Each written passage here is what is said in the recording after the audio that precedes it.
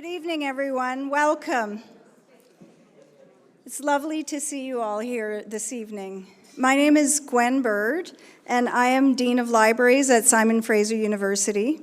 It's my pleasure to welcome you all to this wonderful evening to celebrate our newest nonfiction writer-in-residence, Angela Sterritt.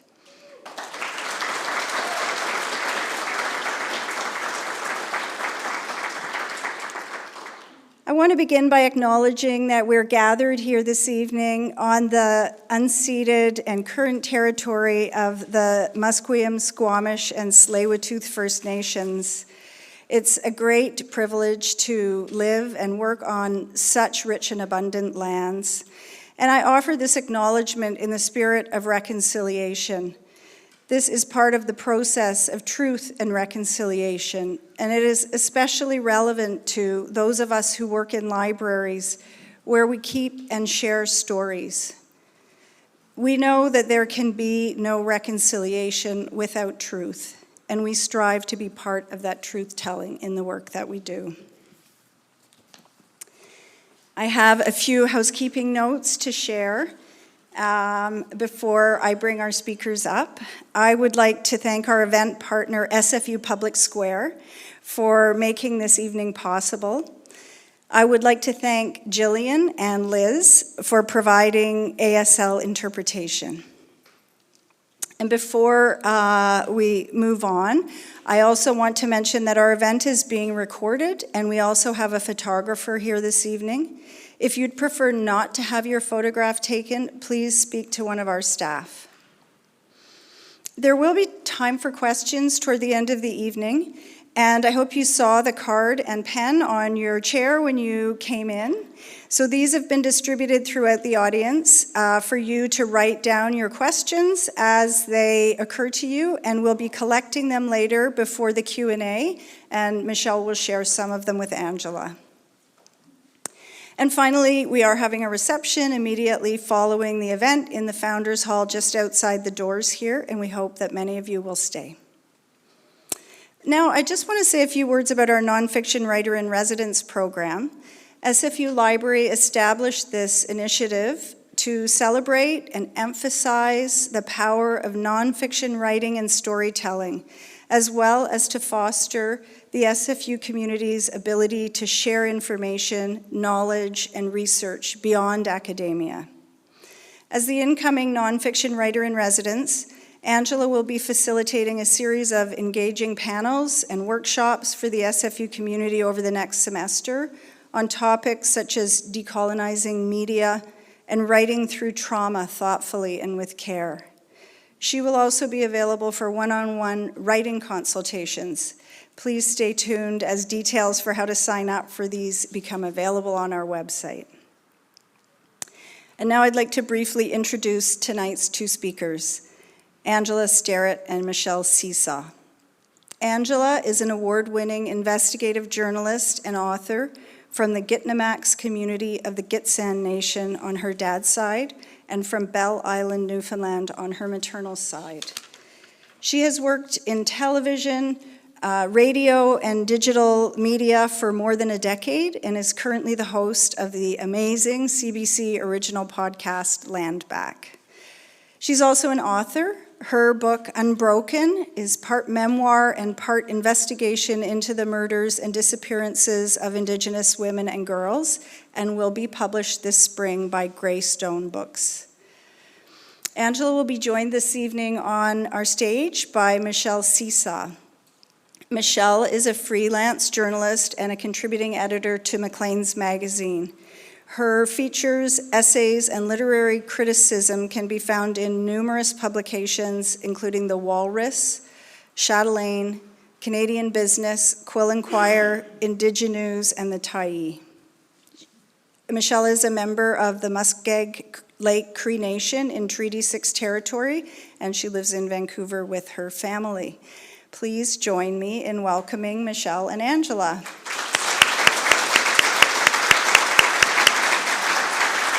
Hello, everybody. It's so nice to see all the faces in person. I know probably you've heard that so many times over and over again this last little while, but it's really nice, especially on a rainy day. Yes, and if anybody would like to move closer to the front, there's some seats up here. I feel like we're going to be doing a lot of pivoting in this room, like a sprinkler. Angela, Tanse. Hello. How do you say hello in Gitxsan? We more say Amala Wilna, and that's kind of like what's up. Ooh. It means are you well? I like it. Yeah, Amala Wilna. Yeah. Beautiful. Yeah. And you've been very busy lately. Yes. Yes. Yeah, it's a busy time. Who here has listened to Land Back? Oh, yay. Awesome. It's an amazing podcast. And I think I'm probably the only person in this room who's had the great honor of reading your book in its entirety, which is fantastic. Everybody pick up a copy in May and pre-order it because that's important for the book industry. But tell me about what you've been working on. Like right now? Yes, with this residency. What have I been working on? Land Back just kind of wrapped up in like December, and then I've been on a bit of a break, and then I've just kind of been back to my TV radio job as of like last week or something. Yeah. Yeah. After a beautiful vacation. Yes. Yeah. And your book is, as Gwen said, part memoir, part investigation. And tell me about the process of writing that, because it's very personal and also deals with, your history of reporting many very difficult subjects, including missing and murdered Indigenous women and girls, and the Highway of Tears, which you grew up alongside in. So I started writing Unbroken. I was living in Yellowknife. I don't know if people know that. I was living in Yellowknife for about 4 years. And I was a reporter, TV reporter there. And then I had a fellowship in Toronto called the William Southam Massey Fellowship. So it's kind of like one of the most prestigious journalism fellowships in Canada. And I was the first known First Nations person or Indigenous person of Canada to get that, which is kind of ridiculous. That's on the institution, right? 63 years as the first Indigenous person that they had awarded that. And there's incredible Indigenous journalists like yourself in Canada. So while I was writing there, we were really encouraged not to work on stories, not to do freelance, not to take any courses that were journalism related. I ended up taking a course on the science of the oil sands because I was super interested in that, so I kind of went against the grain. But in that kind of process of letting go of journalism, I started to think more creatively about my own life, I guess. That's my lip gloss. And just started really thinking about writing a fictionalized account of my life, which is really hard. Like huge praise to people who write fiction, because I think it's a lot more difficult than nonfiction work. To be a lot more creative and get into a lot more detail. So it was actually more traumatic for me writing about my own life in this sort of fictionalized way. So I decided to do it nonfiction.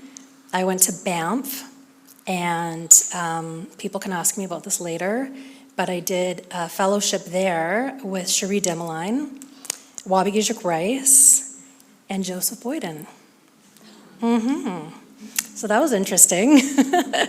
And so it was there that I just had Cherie and Wabigizik and Siku Lulu and Alicia Elliott, and they all just really encouraged me to write a nonfiction book.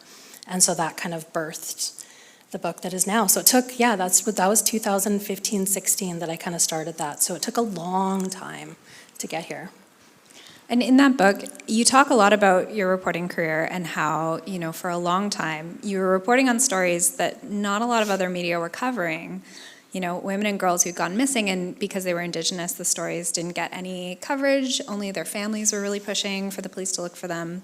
Some of the stories you talk about were mismanaged so poorly by the police because they just didn't prioritize them at all. Or, as you write, often it would be assumed that these women had just run away or they were living transient lifestyles.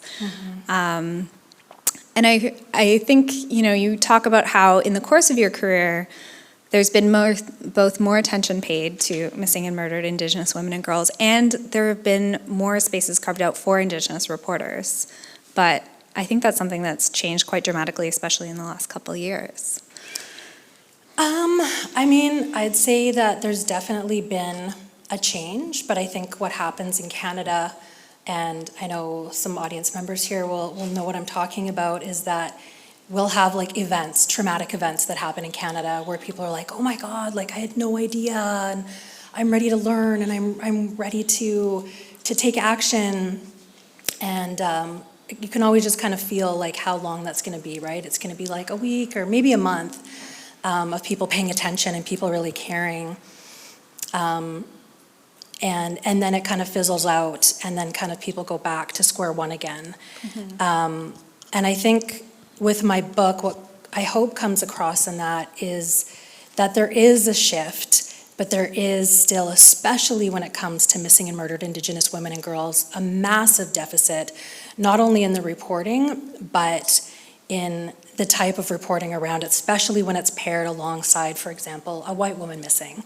And it feels like pretty wild to say that we're in 2023 and we're still in this incredibly racist space in Canada. And I think a lot of, I often hear, my white friends be like, well, I don't see racism. And I'm like, but why would you? Why would you? How would you see it? Like, why would you experience that? And I think it's really hard for people to put themselves in other people's shoes, especially when they've had a life of privilege. So there's just a lot more work to do. And I think, we've seen changes in the way that the public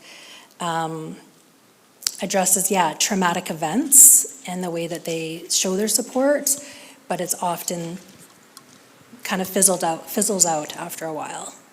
Yeah. That's very true. And it's also true, I think, that it's easier for people to confront topics that are painful and traumatic, but also feel like they're safely in the past a little bit. I think about this every year on Orange Shirt Day, when I think now there's pretty widespread acceptance, more widespread acceptance about the horror of residential school, and, a willingness to call that a genocide.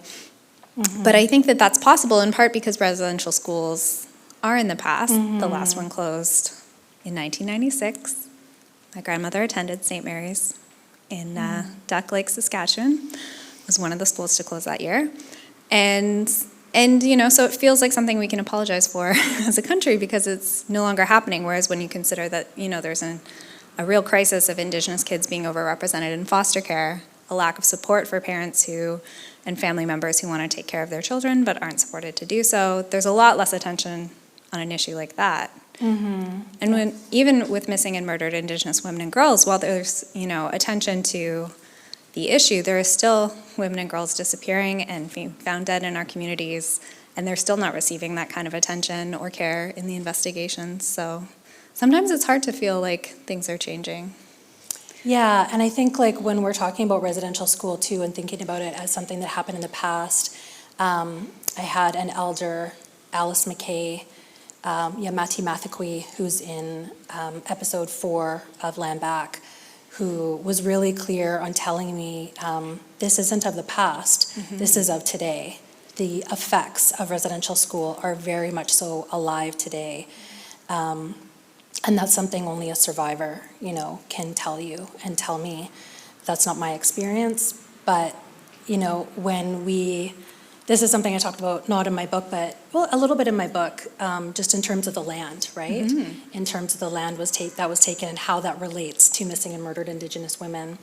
And when we live in a society today where the federal government and the provincial government, it's, 99 or 90% of the land in Canada is owned by the Crown. The rest of that is not Indigenous owned. Yeah. And that's the legal reality that we live within. And the federal government continues to take First Nations to court and fight for that land. They do. And even First Nations land that people would consider maybe to be First Nations land, like reserve land, the federal government controls what people could do mm-hmm. with that land under the Indian Act. So even when people say that there is land given to First Nations, often what they're thinking of is still kind of the property of the federal government. Yeah, that's right. Yeah. there's a really great episode, they're all great episodes of Land Back, but I really liked in the last episode when you were talking to, is it Mark Miller? Who's the federal minister for Crown Indigenous Relations. Crown Indigenous Relations. And you're asking him some really tough questions about what land back means, because the government has made promises, but I think as anyone who has heard a government speech or listened to a politician talk, it's really easy sometimes to say the right things and much harder to do them. And I appreciate that you put hard questions to him and you don't really let him off too easy, and you present questions from other people you've interviewed. And I was thinking about that because I feel like there's, it's sometimes difficult even among journalists to ask tough questions of politicians, of elected leaders, of what their promises to reconciliation really mean. And I wonder what you think about the responsibility of media and of settlers and allies to do that, to hold our leaders accountable to doing what they say they're going to do. Yeah, I think it's incredibly important. As a journalist, that's my job, to get answers, to present the facts. And I think when it comes to Indigenous people, there's been a lot of misinformation, right? When we talk about misinformation, we're often thinking about things like COVID, but when you think about Indigenous people and the types of stereotypes that have been paraded around about us for hundreds of years up until today, there needs to be more questions asked, not just to our federal leaders, but to your neighbors, to your colleagues, to your Twitter followers of, what is the difference between a performative action and a real action, right? So it was interesting because in the podcast and in that interview in particular, I asked him, don't you think it's hypocritical when you're standing there saying, we need to give land back, and then you're continuing to fight Indigenous people in court, you're continuing to green light the RCMP's actions in Wet'suwet'en territory. And so, yeah, it's interesting, what does it mean when somebody stands up and says, we want to give the land back? And what is a meaningful action? And I don't think we talk about that a lot, right? Because we're so used to hearing things like diluted forms of reconciliation, diluted forms of land back, diluted forms of the relationship. And yeah, I interviewed Jody Wilson-Raybould a couple months ago now, and she was clear as well, saying we need truth before we need reconciliation. We're not really there as a country yet, right? We're not. And how can you have reconciliation when conciliation is not even possible at this point for many different people? Yeah, that's so true. And I think even as the term reconciliation has become, you might even say it's been overused in some contexts where it maybe doesn't apply. There isn't necessarily a good common agreement about what reconciliation means. There's another amazing conversation in Land Back where you're talking to Gordon Price, who's a former city councillor. And he has some very strong opinions about what reconciliation means or what it should mean. And I think there's still a common perception that maybe reconciliation just means an apology, like a general apology for bad things that may or may not have happened, that may or may not be the fault of colonialism. Like it's a squishy concept for a lot of people. And the thing about land back in your reporting on that is, there's quite specific things that people are asking for in terms of access to their lands and ownership of their lands and territories. So I'm curious to ask you what you think reconciliation means. I think as a journalist, right, I think my job is to hear other people's thoughts about what things like reconciliation is, right? And when you look at the root of it, it comes from Christianity and their forms of reconciliation, right? And I think we've adopted it, like you said, in this way that's sort of a catch-all for our relationship as Canadians with Indigenous people. What are we going to do about reconciliation? Yeah, it's a good question. What do I think about reconciliation? I think it has to do with a relationship. And I think when you talk to most settler Canadians about their relationship with Indigenous people, most people that I am familiar with are only familiar with Indigenous people in a work context, and not a personal relationship. You know, I remember being in Montreal and they said, oh yeah, there's like no Indigenous people here. And I was like, literally like 20 minutes away is Ganawage. But I hear that here too, right? Like, where are they all? Where are all the Indigenous people? And I always say, like, they're not gonna be performing their like rituals for you or riding horses or, you know, in their regalia or the way that you see them in a stereotype. You know, we're doctors, we're lawyers, we're journalists, we're moms, we're mechanics, like we're in the world in the same way that you are. But I often think a lot of people have a hard time knowing how to create a relationship with Indigenous people, even journalists, right? They're like, Angela, how do you say this Inuktitut name? And I'm like, I'm not Inuktitut. Like, why would I just know that? And I'm like, why don't you just call the band officer, call the person you interviewed? Like, and there's just this weird fear still, and I find it alarming, to be frank.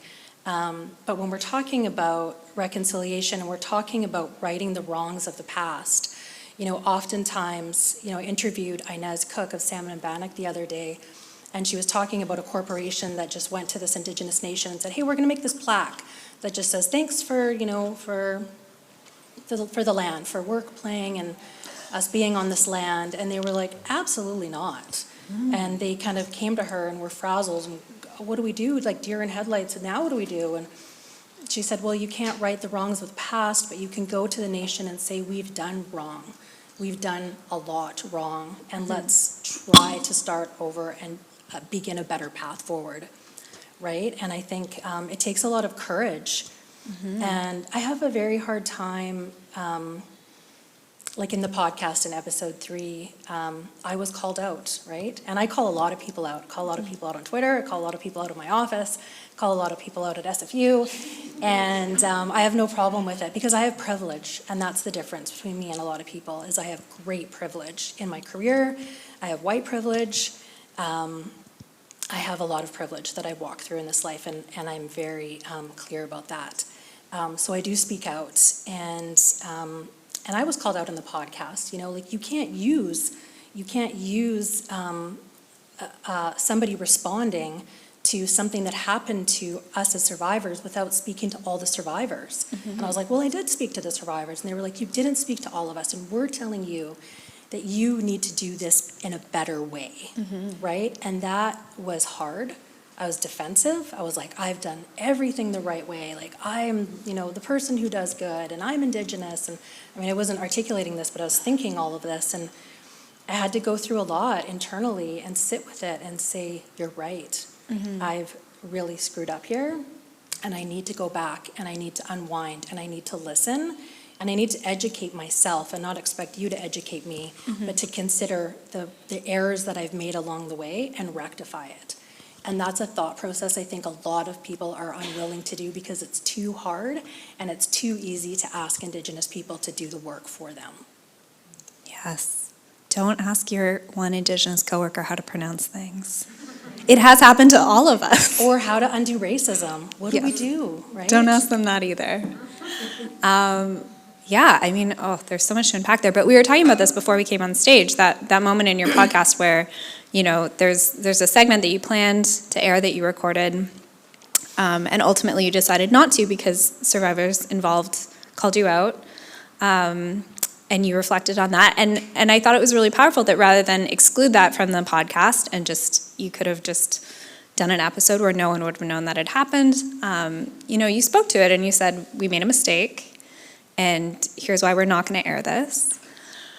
And one of the reasons that was so powerful is it was you acknowledging that even as an incredibly experienced reporter who's, you know, does incredible trauma-informed reporting, who's Indigenous herself, you made an error that caused harm and you were willing to be accountable to it and learn from it and use that moment as an educational one. And I think, you know, there's often an assumption that, as we were talking about before we came up here, Indigenous people and Indigenous reporters just know how to tell these stories instinctively, that there's like a natural ease to it. And I've heard from a lot of other Indigenous reporters and friends that they're often asked to do stories that they don't feel emotionally prepared or psychologically prepared to do, that they don't necessarily have the resources and training to do. And they're often put in the position of either saying no to covering an important story that matters to the community, or putting their own, well-being at risk, or risking doing harm to someone else unintentionally because they aren't supported to learn how to tell those stories. Or maybe, as we were also saying, Indigenous people shouldn't always just be asked to tell stories about trauma. Mm-hmm. And that's really challenging because it is a learning process. You had to learn how to tell those kinds of stories. And I mean, I think that's a challenging aspect of this work. There's still, in Canada, a focus on Indigenous stories that are about trauma. There's a lot of other kinds of stories to tell. Mm-hmm. Yeah, and I want to go back to something you said, just so I can also, I don't know what the right word is, sell one of the panels or one of the of the residency that I'm going to be doing. So when you're speaking about that conversation that I had with that young woman, it has to do with consent, right? And we live in a country where consent has been ignored to such a large degree, and it's such an extractive society in so many ways. Resource extraction, but also mining people's stories, mining people's experiences without that consent. And what does that mean? So that's a course that I'm going to be, not a course, sorry. It's a course that I have taught actually at another university, but it's going to be one of the panels that we do here about ethics, extraction, and consent, and how to do that. And I think that's unfamiliar territory. And so what does that mean as a journalist when we're told, as a photographer, any job that we have, I think we're told that this is ours, these negatives that we have as a photographer, those are ours. When I was a photographer, I was told that's your blood and your flesh. Like, you can't give those away. And I remember just going up against that and being like, I just took a picture of this woman and her, giving birth. That's her, literally her flesh and blood, and these negatives are hers. I don't give a shit. But I think we're so akin to ownership, and that's such an important discussion to have in Canada, because that's what this country is built on, right? It's been built on theft. It's been built on negating sovereignty, negating ownership, extraction, and then lies, right? And I think that's such a hard thing for settlers in particular to grapple with, is that, we didn't learn about residential school. We didn't learn about land theft. We didn't learn about consent in high school or elementary school. My son's 12, and this is the first roster where they learned about residential school in grade 3. Mm-hmm. So that's wild. This has been going on for 200 years. And going back to that extraction and that consent conversation, oftentimes I think Indigenous people are at these tables where it's so unbalanced. We're just asked to provide the knowledge, and it's we've been living in the same country for 200 years. Why are we expected to educate you about what happened in the same country that we've been living in, sometimes side by side? And so that conversation about extraction also goes hand in hand with the notion of reciprocity. Mm-hmm. And what does it mean to decolonize and to live in reciprocity with people that you share or supposedly share land with, right? These are big conversations that I'm going to explore during my residency here, that I explore in my book and that I explore in the podcast, but that I think people should really be curious about, right? Instead of being defensive, be curious about that. Ask yourself, what is reciprocity? What is decolonization, And you were talking about, what is reconciliation? What does that mean to me? And how am I going to carry and conduct myself in a society that's caused so much harm to one group of people? Mm-hmm. Yeah. Yeah, and as you mentioned, Indigenous people in these spaces where we're often still underrepresented in newsrooms and classrooms and every setting where maybe there's only one person in the room who's being expected to explain, how this works, which can be a really heavy burden. Mm-hmm. And as you say, this isn't sort of a historical topic that people should be ignorant of. Returning to what you said about residential school, there are residential school survivors who are just middle-aged now. There's not it's not far in the past. A lot of this trauma is very fresh. And so there is a group of Canadians that's learning and educating themselves, which is important work. And no one should be shamed for having to go on that journey now, because it wasn't a part of our education system for so long. But when there's stories about whether it's residential school, the foster care system, any kind of trauma that aren't told with care, they can re-traumatize people. And I think that that's a challenge that comes up in media a lot, where there's still a focus on coverage and education, but it can be at the expense of taking care of the people who are sharing their stories, or who are being asked, to explain these things for the benefit of settlers who are learning. And I think that that's a challenging thing that the media industry as a whole maybe needs to adjust in terms of how we tell stories and the pressure on them. To report things quickly, to be the first to a story, to have a source on record who maybe isn't ready to talk, or who's speaking from the heart but isn't really prepared for those kinds of questions and their emotional weight. And I think that can be really challenging, because the news cycle is at odds with building relationships sometimes. And again, as we talked about, Indigenous journalists are often asked to tell those Indigenous stories because there's this expectation that they'll know how to tell them right, when anyone can learn how to be a thoughtful storyteller and a thoughtful interviewer. Yeah, I think the one thing that you touched on that's really critical right now, and that I think the last talk that I gave at SFU, I noticed a lot of people nodding their heads at, was our understanding of trauma. Mm-hmm. And I am currently writing a guide for journalists to be trauma informed. Mm-hmm. And I taught a course at Western for that last semester, last April, January to April. And it's such an under-researched topic. Mm-hmm. And I think when it comes to Indigenous people in particular, there's just very little out there that is from an Indigenous perspective, right? Even in terms of how we take care of ourselves, mm-hmm. Which is interesting, because Indigenous people have so much to share on that, in that vein. And I might explore that in my next book, but I think right now, people aren't trauma informed, and people are learning what that means, but it's been, in a lot of ways, media has re-traumatized, right? People, and it's not just Indigenous people, right? It's sticking a mic and knocking on people's doors and sticking a mic in someone's face who just lost their family member traumatically. That's sort of the bread and butter of how we've run, right? And I think we're trying to do things in a different way, at least where I work, where we're trying to give people more time, and we don't have to be first to the story. That's something that's actually, that I really like about CBC. It's like, oh, well, CTV just got this, or Global just got it, so that's okay. We're gonna tell the story in the right way, and we're gonna take care of the people. And we make mistakes, a lot of mistakes.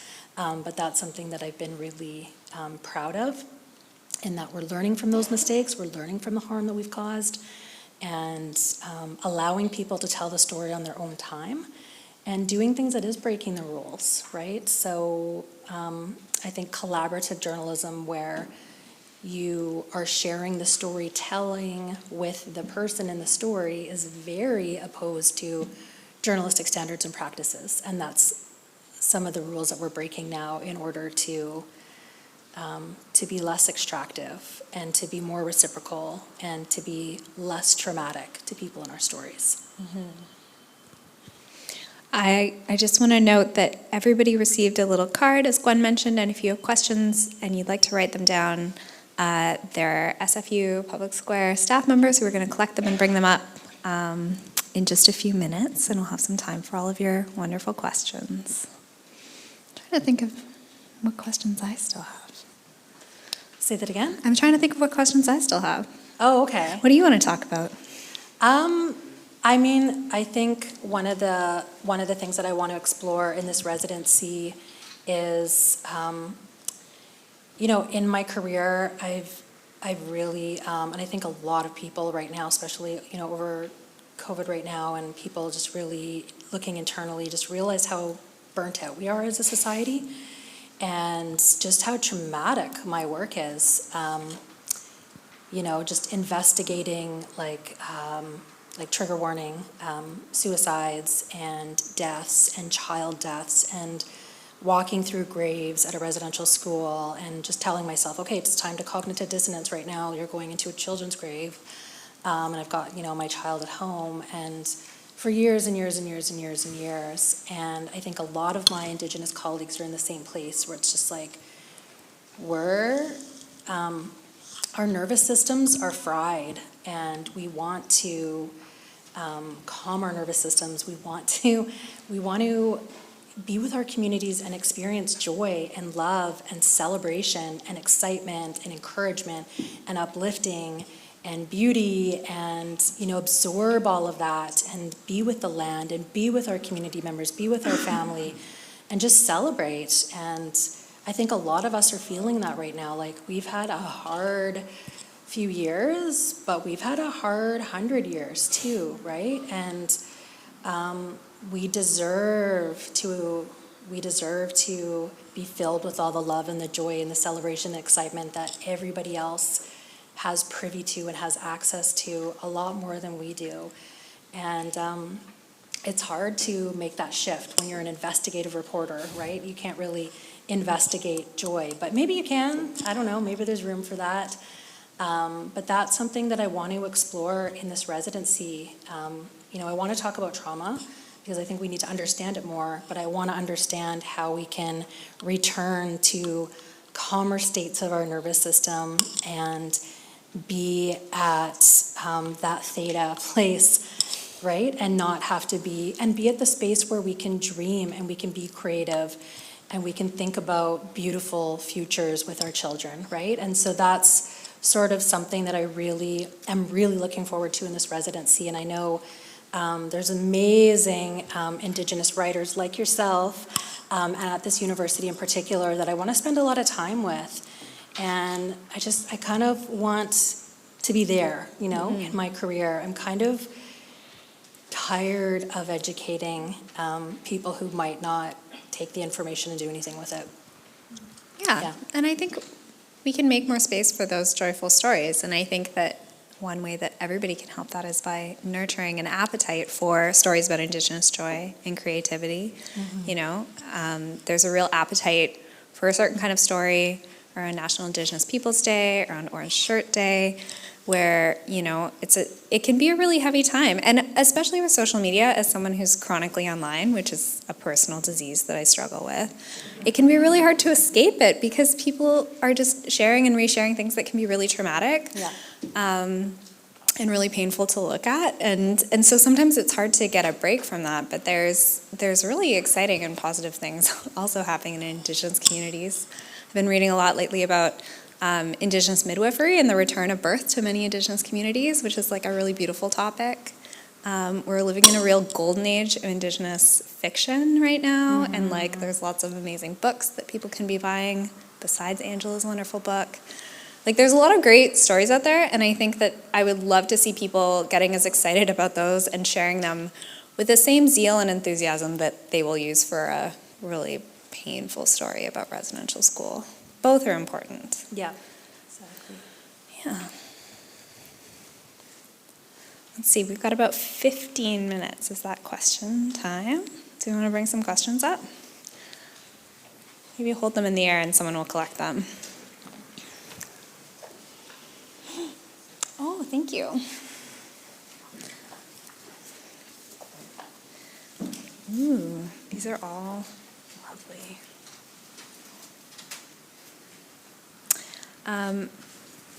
Here's one for you as a recent podcast host. What are some of your favorite podcasts? Ooh. I was just talking to my friend about this last night. Okay, but I think that was movies. So right now I'm listening to Chameleon. So I like lots of podcasts about scams. Oh, yeah. And cults. Yeah, right? Yes. I feel like, I was like, why do I like those so much? I think we live in a society full of scams. Lots of scams. Scam We're society. one big scam. Yeah. So yeah, I've been listening to Chameleon. It's called Dante. That was super interesting. And the whole Chameleon brand, I guess, is amazing. Listen to a lot of Dateline, of course. Yeah. Yeah, but Chameleon's really good. That's the last one I've been listening to.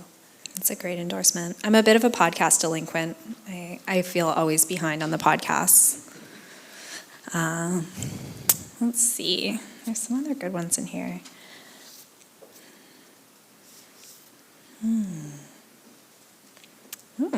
This one's a personal one. Is there a particular character trait or quality of yours that you see as a strength that people have maybe perceived as a weakness in the past?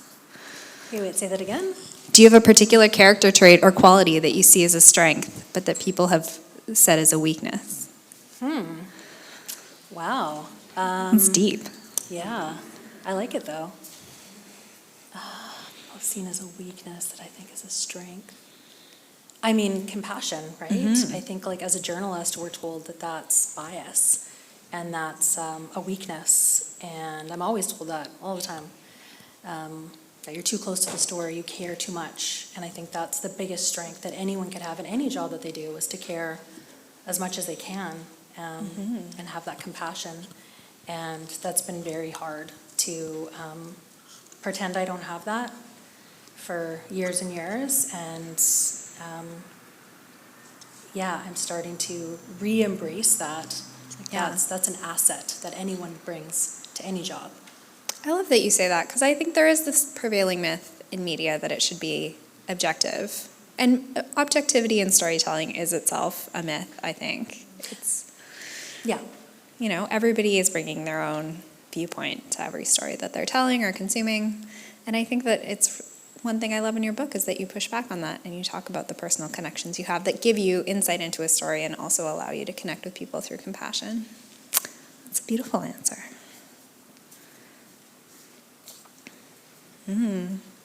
What project are you excited to work on that would be impossible without this residency? What is this residency giving you time to focus on?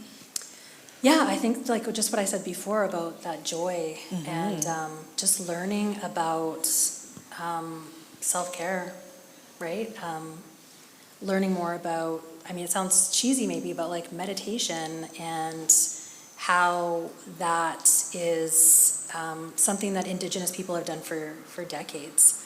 Focusing on the Indigenous, you know, looking at, I guess, the New Age wellness industrial complex and, you know, reframing it for our own community in terms through an Indigenous lens, right? And we've always done gratitude, we've always done prayers, we've always listened to our ancestors. All of the stuff that's been so sort of industrialized and monetized with these YouTube gurus are things that we've done, you know, for years and years. And I think that I'm excited about that. I'm really excited to have the time to do that and just kind of get out of trauma and speak through my deep soul. I love that.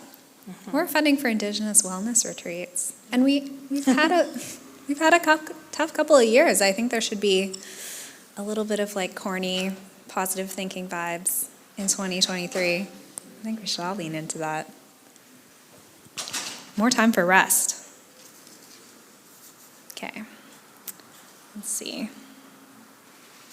I don't even know. I'm fascinated by this question. What is an undiluted form of reconciliation? I just want to put that out there because I'm trying to think about what it means. I mean, I think I was saying that earlier. They were talking about, probably talking about how I was talking about Mark Miller's diluted Oh, yeah. lens of reconciliation. I mean, again, I think we need truth first, right? And I think there's a lot of people who don't want to believe that we are a country of the colonized and the colonizer, right? And I always tell people, like, I'm mostly white, right? Like, I'm Gitxsan, but I have my dad, who's Gitxsan, is also white. You know, I'm mostly settler. And I think that's why I'm so keen to speak out and to tell people the truth and to use this voice and use this platform and use this privilege that I have to, you know, invigorate and encourage discussions about what reconciliation is and what it's not, right? But I don't think a lot of Canadians are willing to accept the full undiluted truth at this juncture. And I do think we're not at a place where people are ready to, like we're still kind of like fighting, right? There's still law cases against Indigenous people when it comes to child welfare, when it comes to land, when it comes to law as well.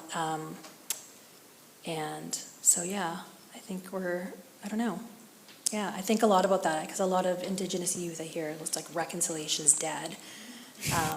Because what does it mean exactly? And I think people are just not there yet. Yeah. Yeah. I mean, I think part of what it means, at least to me, is the idea of Indigenous people having power over their circumstances and communities and shared public spaces. I mean, I think there's, in the last few years, been a real effort made to include Indigenous people in colonial spaces, to carve out room for them. But, there's regularly stories and events that remind me that we're still often guests with revocable privileges. I think that the way, for instance, as you've said, the government supports, occupation of Wet'suwet'en territory for Coastal GasLink and, the Fairy Creek blockades. It feels conditional. It's when it serves the purposes of both Indigenous people and the federal and provincial governments that we get things that are in like a harmonized space where everybody feels good about that kind of reconciliation. And I think to bring it forward, it has to be to the point where Indigenous people do have power over decisions for what they need and what their people need. They can't be withdrawn if they become inconvenient or uncomfortable for people. It still feels very conditional a lot of the time. Yeah.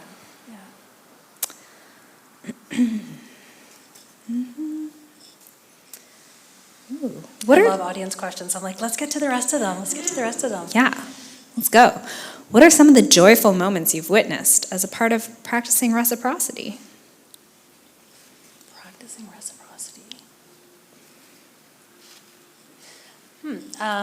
I would say when I taught at Western this year, I felt like it was like the real kind of old school thought of what academia is. Like, we're here to learn, right? We're not here just to get a piece of paper and then hopefully a job. Like, I really felt like the people on the other side of the table were bringing stuff to have like a rich conversation that I was excited about every day. Ooh, have I been just using my Feastal voice this whole time? I haven't been speaking at the mic.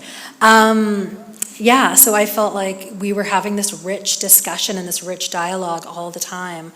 And it wasn't just sort of like people going, curious, like, what a curious, mythical, Indigenous creature you are, or like, wow, like, perform more for me. It was, like two human beings are having a discussion that I felt really excited about, right? And people coming to the table with the knowledge, that I would expect, if I was put in front of a community that I knew little about, I would hope that I would educate myself or at least have some understanding before having a discussion, right? Just having like nothing. Like, imagine just going to a table and having like nothing and just being like, hi, it'd be like a reporter, like that Bart Simpson thing, like, what's going on? Like, what are you doing?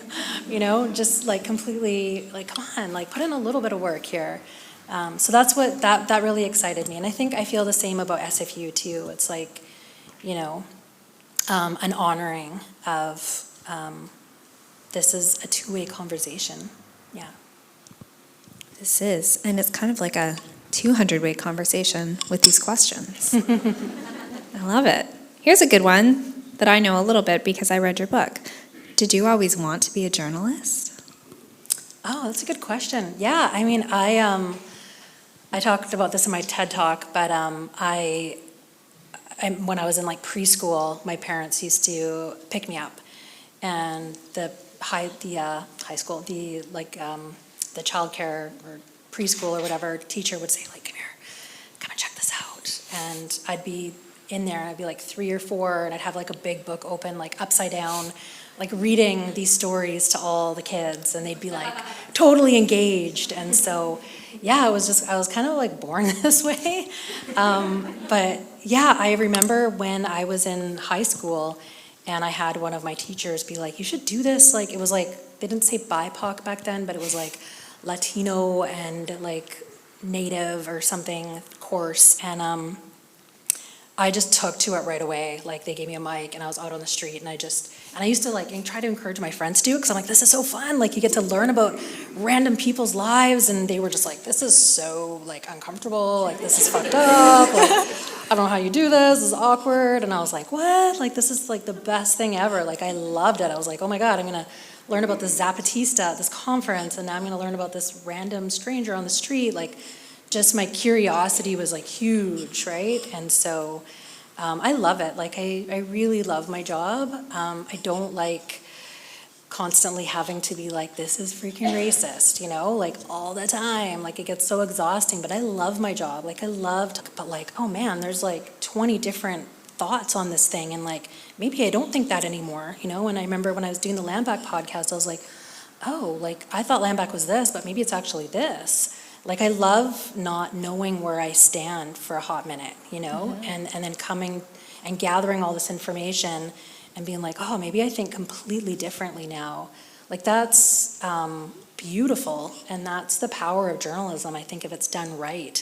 But it doesn't mean you don't care when you're listening to all these different points of view, you know. And, you know, sometimes I'll listen to like the most messed up, like episode 5, city councilor, and be like, what on earth is going on right now? Like, this is so unbelievable. But I'm just like, just get more and more curious, right? And that's what makes a good story, is when you pry in and you keep on asking more questions and try to get to the core of what somebody really thinks, right? That's what makes a good story.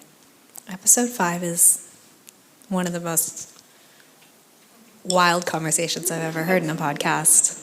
It's really worth listening to. Has anyone listened to it? Gord Price? Woo! I wish he was here tonight. I think he works here. He would have a good question. I think he works at SFU, though. Yeah, that's so beautiful. I do think it takes a very special temperament to enjoy putting a microphone in people's faces. That's something maybe your friends would have described as a weakness that's actually a strength. Yeah. But how fortunate for the world that you love to do that. Let's see, I think we have time for one more.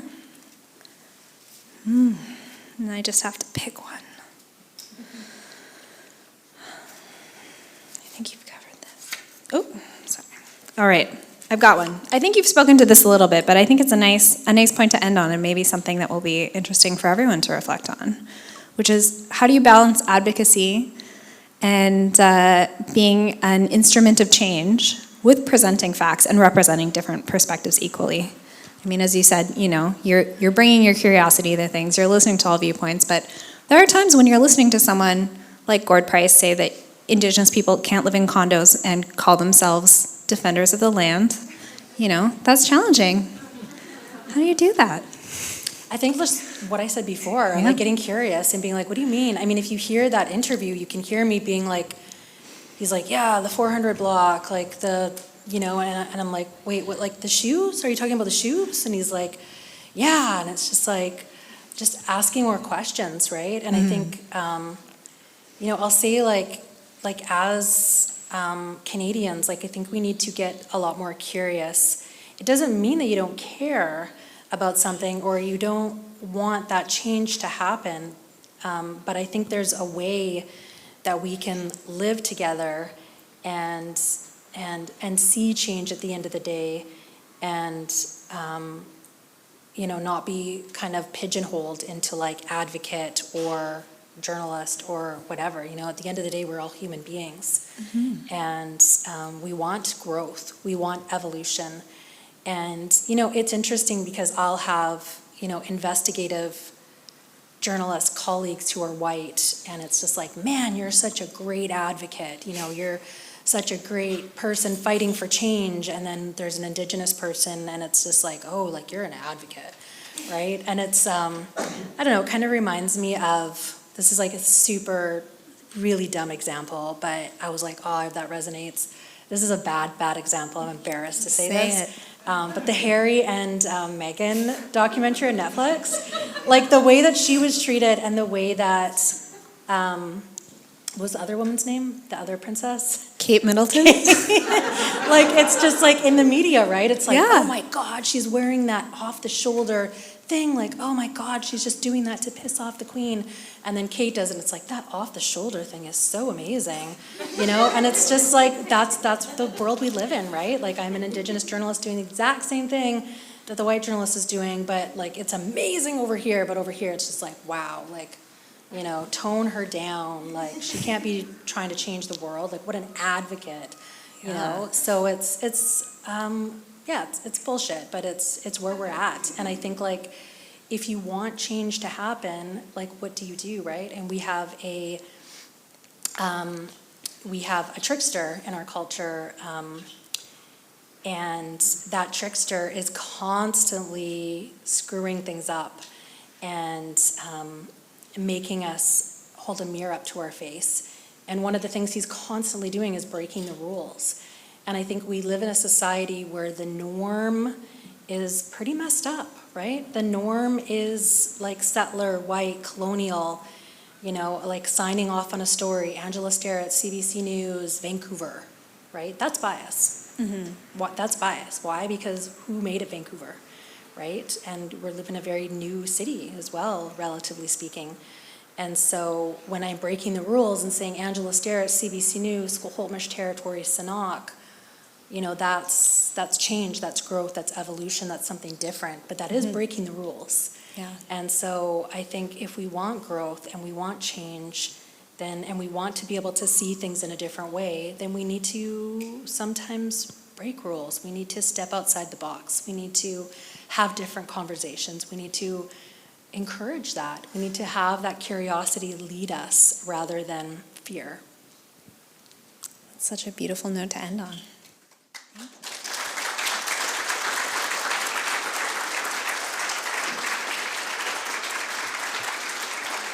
Thank you so much to both of you. That was wonderful. Unfortunately, that is all the time we have for this evening, but I do want to remind everyone there will be a small reception out in the Founders Hall just on the other side of the doors, so you can linger and speak directly to Angela and Michelle and visit and have some light refreshments. I thank you all for contributing the wonderful questions that warmed up the event as well. And I would like to thank our partners at SFU Public Square and the amazing Chloe Riley, who did most of the organizing of this evening's event. Thank you very much. And Angela, you really have, I think, whet people's appetites for the panels and workshops that you will be offering.